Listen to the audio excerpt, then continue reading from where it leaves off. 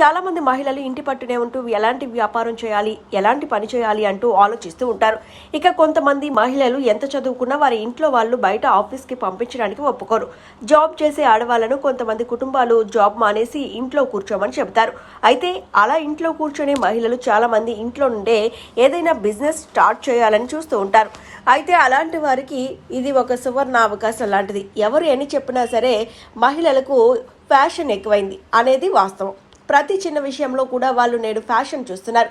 ముఖ్యంగా దుస్తులు, జుట్టు విషయంలో వాళ్ళు అనేక జాగ్రత్తలు తీసుకుంటున్నారు.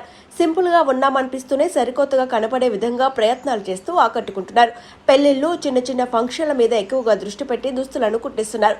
చీర నుంచి బ్లౌజ్ వంటి వాటి విషయంలో ప్రత్యేకంగా శ్రద్ధ పెడుతూ పట్టణాలకు ధీటుగా గ్రామాల్లో మహిళలు ప్రయత్నాలు చేస్తున్నారు. ఇప్పుడు దీనిని మంచి వ్యాపారంగా మలుచుకోవచ్చు అంటున్నారు నిపుణులు. గ్రామాల్లో ఇప్పుడు ఎక్కువగా మహిళలు సింపుల్గా ఉండే ఫ్యాషన్ మీద దృష్టి పెడుతున్నారు అనేది వాస్తవం. చీరలకు వర్క్, బ్లౌజ్కి వర్క్ చేయించడం ఎక్కువగా చేయిస్తున్నారు.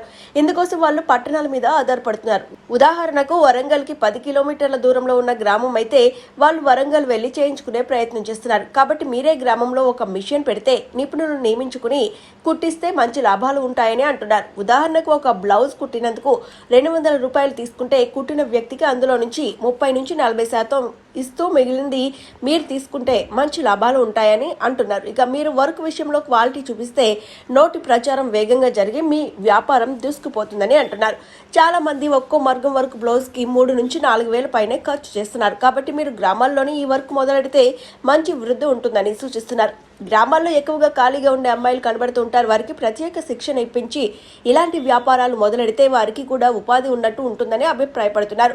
అటు పట్టణాలకు వెళ్లకుండా ఆ వ్యాపారాన్ని తమ వైపుకు తిప్పుకోవడానికి ఎప్పటికప్పుడు సరికొత్తగా అందించాలని, దాంతో సిటీ వైపు చూసే వాళ్ల సంఖ్య తగ్గుతుందని సూచిస్తున్నారు.